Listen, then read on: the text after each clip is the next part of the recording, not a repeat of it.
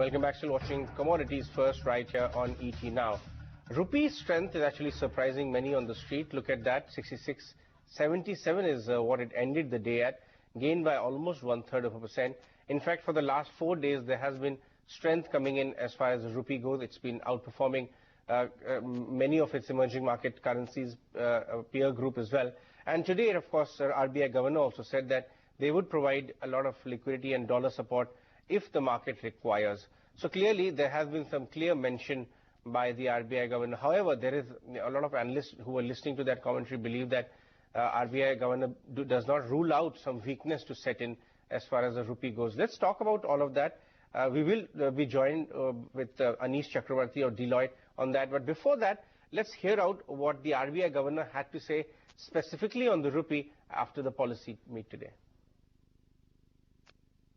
We will monitor both dollar and rupee liquidity and act appropriately. I think as far as our ability to act, there should be no question. At the same time, we don't want to encourage complacency on the part of people who've sold us dollars, assuming we will come in when they can't provide the dollars to us and bail them out. That's not the intent at all. Liquidity, we will always provide what the market requires. That we're committed to. Okay? Now, as far as this separation between long-term liquidity and short-term liquidity goes, and the idea to move long-term liquidity to a neutral position, that will take some time.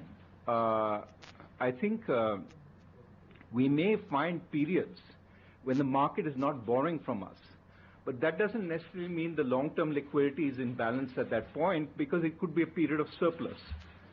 So we will have to achieve that over a period of time. Right. Let's talk about all of that commentary and analyze and also figure out what's the source of the strength which Rupee has found out. Anish Chakravarty of Deloitte is here with us over the phone line. Anish, thanks a lot for joining us. Tell us, how did you analyze commentary from RBI, particularly on Rupee today? I think it was interesting, Ajay, and interesting on two fronts. First of all, I don't think there was any expectation that there was going to be a rate cut. So I think that was largely in line with what happened. But interestingly, one of the things we've seen the RBI do over the last few reviews, policy reviews that is they have focused on liquidity. And I think what the RBI governor says, again, reinforces the front that the RBI is committed to maintaining liquidity. He did mention, though, that he will try and move towards a neutral regime, which is not there right now. So there is effectively a slight dollar-rupee mismatch that is there. The other thing, I think, which is important from the RBI perspective that, and I greatly welcome is that to achieve neutrality, he will look at a long-term infusion of liquidity. That is to achieve neutrality. So I think quite positive there. One aspect, though, which stands out is there are recent global happenings which are having a direct impact on the rupee.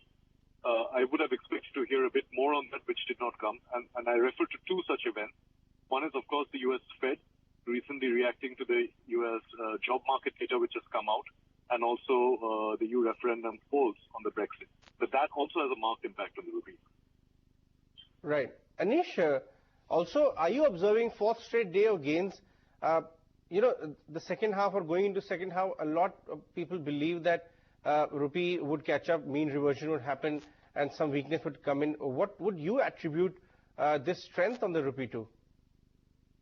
Well, there are two reasons. I think the appreciating trend is purely because of global sequencing.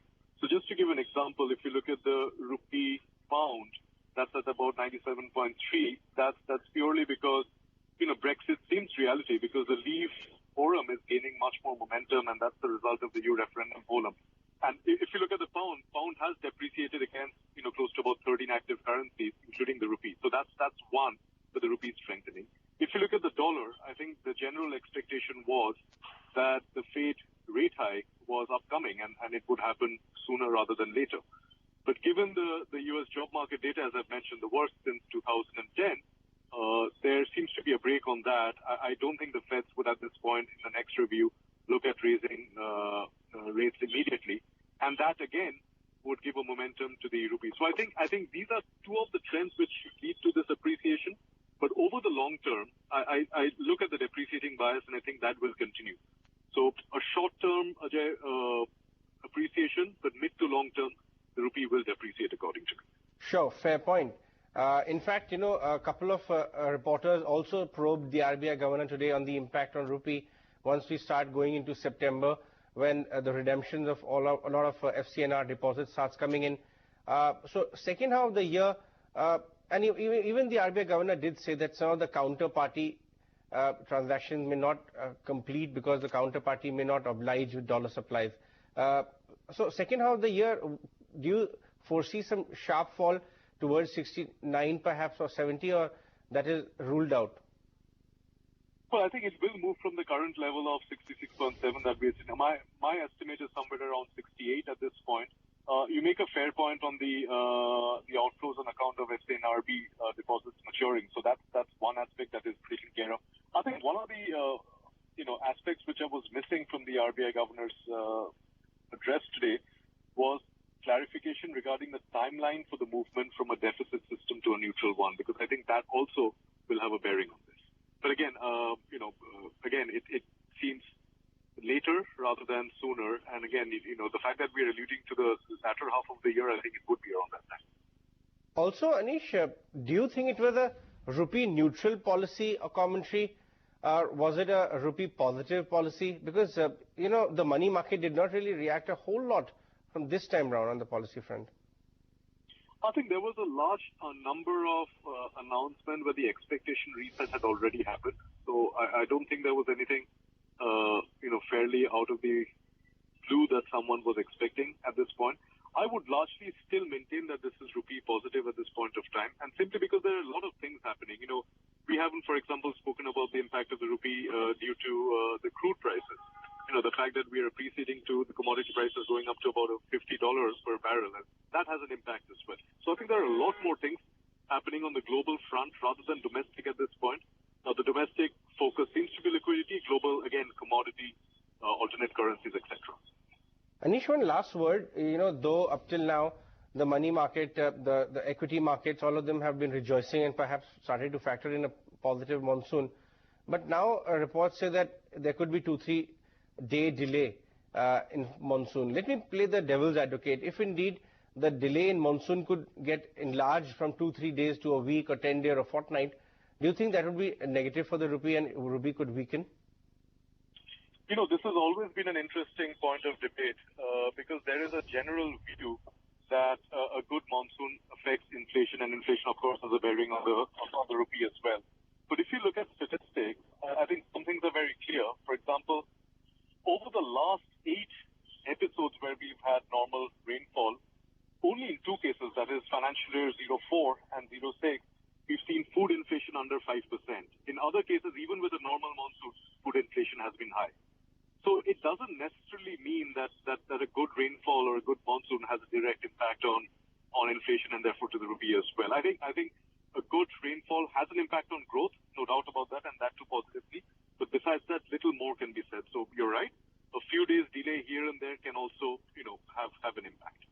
Fair point. In fact, Anish, supplies, hoarding and the kind of policies they have on the public distribution front, there are so many factors at play as far as the food prices go, apart from purely a monsoon. But near term, what range would you watch out for on the rupee-dollar pair?